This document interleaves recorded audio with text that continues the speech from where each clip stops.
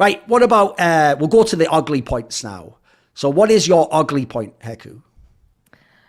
My ugly point, I guess, is the whole situation that is either happened and is happening right now with Konfig, because he is out of Astralis. We saw like his statement. So if we're looking at his statement, it's like, oh, it's like, it feels like maybe Astralis should have like helped him in this like hard time and not just full on like say like, hey, sorry, like we're breaking the contract and stuff like that. Or maybe his story is not, maybe there's still something that he's not telling, and that is what actually motivating Astralis to break the ties like so quickly. It is overall like an ugly situation for both parties. You know, like, I don't even like know how what to say in this scenario. Just it's sad, it's ugly, and no one is a winner in this scenario. Well, Astralis probably think they are winners in some sense, which is a mistake on their end. That's something, that's what I first took away from this whole instantly departing move, or like instant removal, was that it seems like Astralis want to clear the books for a device move-in, and for them to hold Konfig to this kind of standard now, where like people, without saying any names or anything like that, people, talent, players, people have gotten into stuff like this before. Oh, not sure. not to the extent maybe where they always broke their legs or anything. There's been fights though. There's been punch-ups Yes. and people getting way too leery in bars and after got cauterized. Yeah, loads of times. There's been police called on different people this year, like, but it just doesn't get out. So, and it's not going to get out right now. But I mean, none of those people are out of their jobs or anything like that. And then suddenly Astralis is like, yep, that's where we draw the line. By the way, we're going to get a device. You know, like that seems like the inevitability from what just happened here. So I just find it to be like I don't know the ground Astralis are necessarily standing on when they make this kind of move, where they are trying to act like they're doing it for, I don't know, is this supposed to be a disciplinary action, or like it's not even disciplinary, it's actually just removal. It's actually like there's no rehabilitation here, actually. It's just straight up you're gone. So not even a probation period or anything like that. So that to me, that always strikes me really poorly when people are just like, boom, gone. And it's not like he was even the worst player on the team. Like Zipnix has been playing terribly. Farlig has not been playing that well either. Konfig's been streaky and inconsistent, but I wouldn't say he's been worse than either of those two names I just mentioned. So it just kind of feels a little too convenient for me from the side of Astralis that they are just ready to go and remove somebody. And probably a guy that had a pretty decent salary, so that this device one isn't so much of a blow to them. Whereas Farlig's contract, I'm sure, is much easier on the books. Yeah, but for example, it would make sense if at least they would play the same position. You know, like, oh, we have this guy that we are having trouble. Let's bring in device. He will be our solution, right? But here, one is a rifler, one is an opper.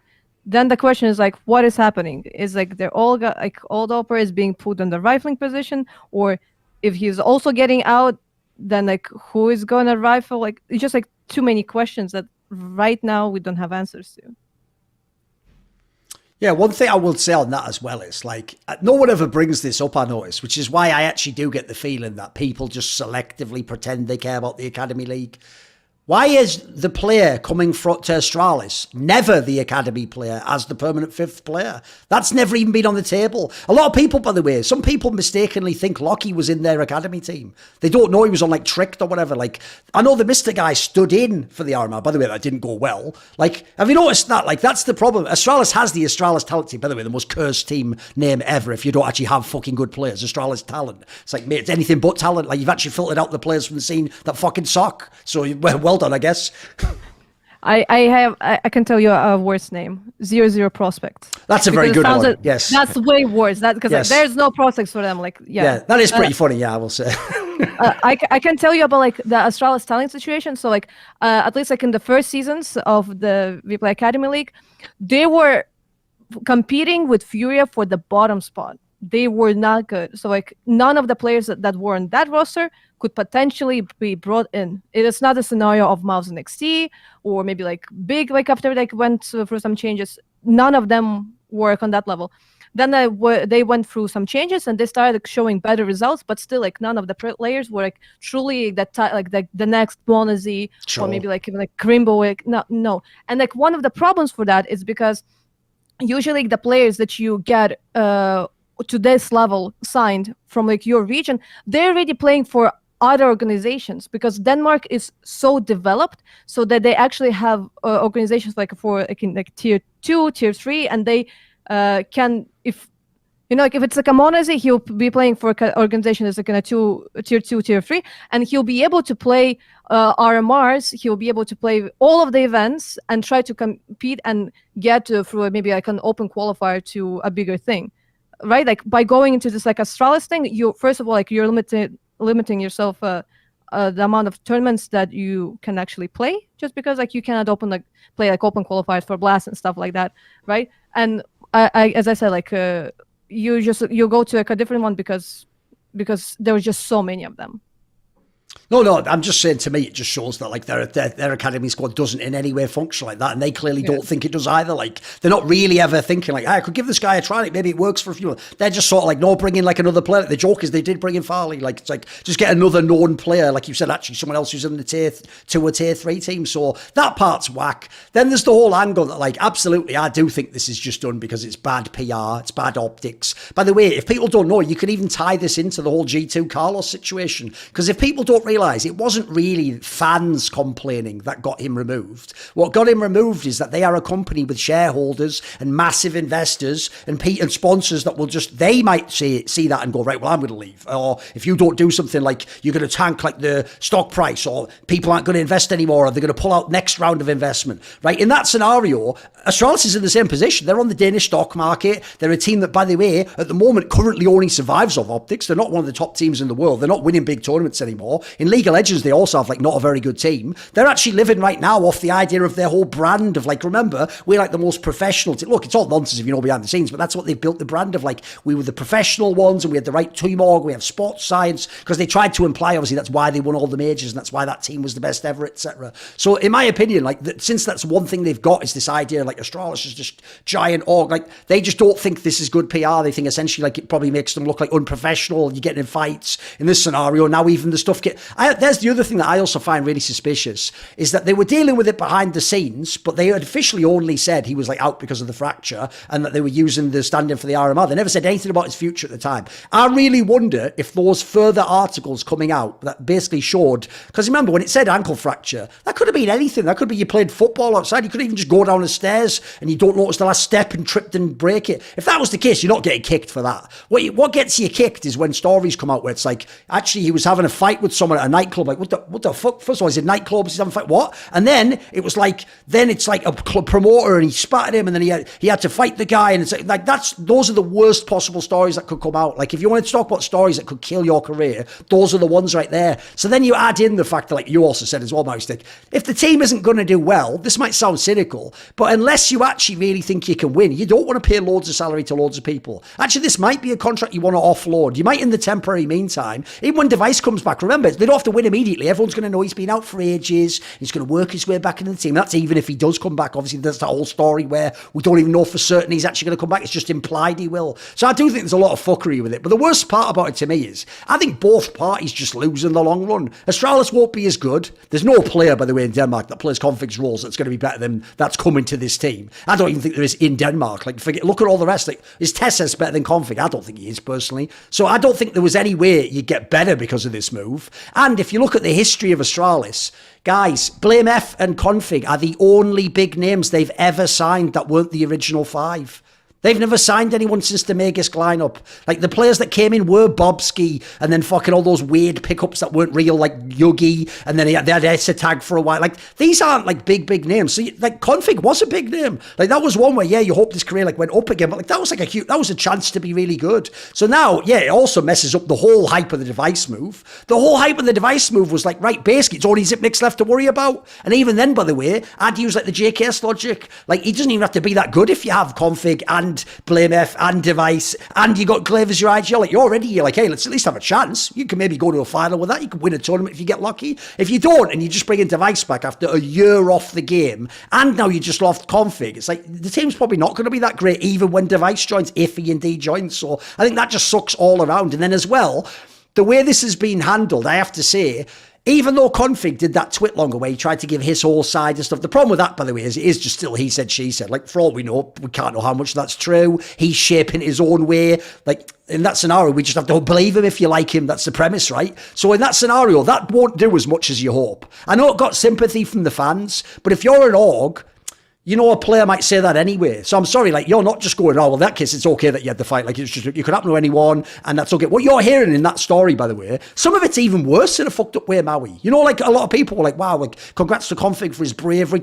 Dude, in some ways, he made it worse, though, by telling that story. Like, in the story, he literally essentially admits he can't control his anger, and that when the guy spat at him, this is the maddest part, because he thought that thing like a little kid thinks, like, if I'm just honest, like I'll get the right result, like, people will forgive me or whatever. But actually, that story makes him sound even worse. The original story was just he had some sort of a fight with someone in a club and he broke his ankle, right? Here's the problem with his version of it. In his version of it, he just keeps going in this scenario. Like, the guys sort of tell him, like, fuck off, kid. And he's just keeping going. Oh, you have to let me in there, like my friends. Then the guy's kicking him in his head. Dude, if it just even ended there and he broke his ankle, it's like, okay, that could happen to anyone, I guess. It makes it worse when he tells the part that he goes outside the club. He's sitting there. Then he's like, is that guy? And then chases after him like, dude, this is PR suicide. What are you doing? Like, that makes it sound like you are just a nutter. And if you've had too many drinks or whatever, or someone provokes you, you can't, like, it's like that thing, you're like the Incredible Hulk, you just see red and then you go after the guy. Now, it's all well and good you put that part, like, you know, I'm going to see like a psychologist or whatever, like, I understand I've got problems, I've got to deal with it. The problem with that is everyone knows that's not like a magic bullet. You don't just cure that overnight. Like, it's going to be a process,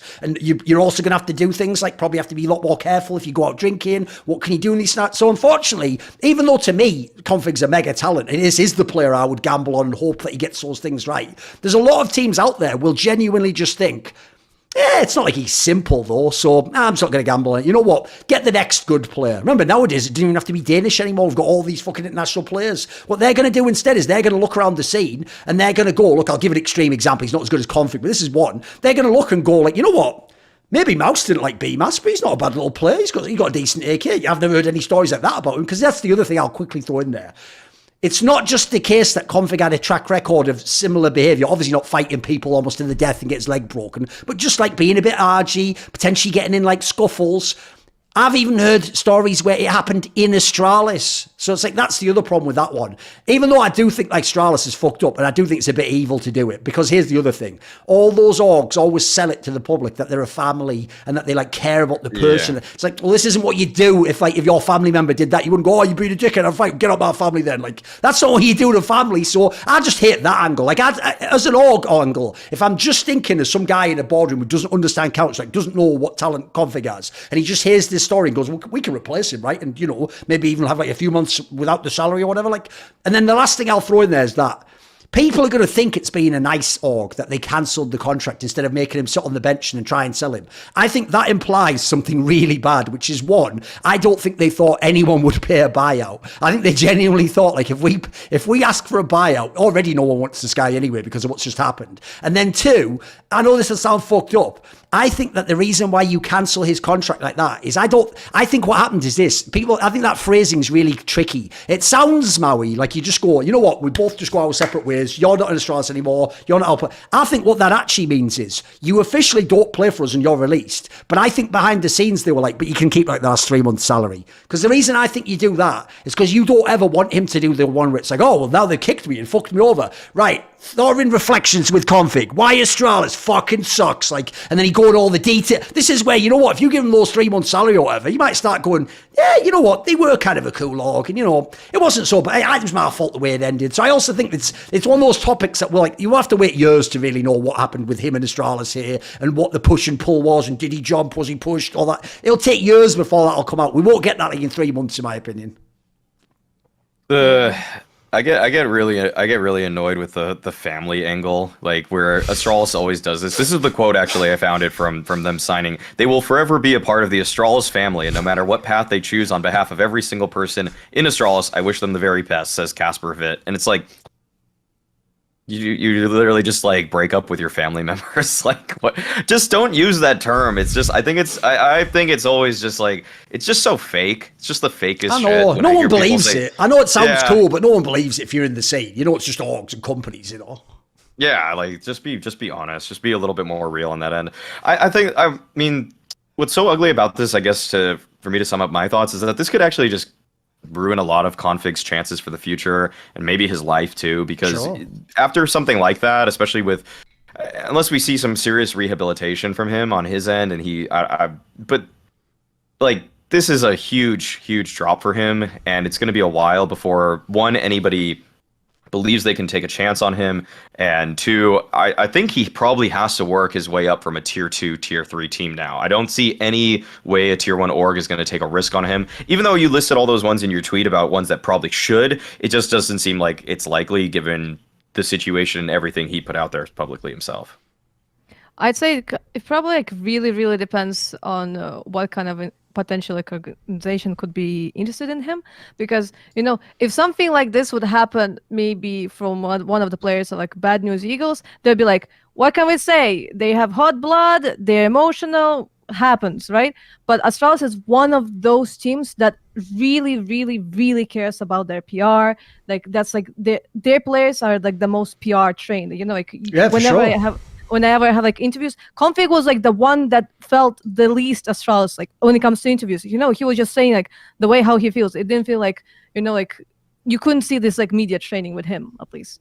So I think there is probably there's like a chance for him like to come back, and potentially whatever org will sign him, they can change like the narrative that like, hey, we helped him like to get him like out of this situation, like out of like him like hating himself, hating the whole situation, and probably like in the future, like due to like getting like such like a strong like like wrist slap by Astralis, he'll be like really try to hold himself whenever that happens again, potentially maybe happen again. Like if he feels like actually going and hitting someone, you're like, okay, hey, no, like last time it went bad, okay, let's calm down. So it's kind of like a really rough lesson for him, like a really rough one. But yeah, I hope that eventually he'll be able to come back. Want to see more cool, funny, interesting clips based on topics from my content? Well, subscribe to this channel then, or be a pleb and don't.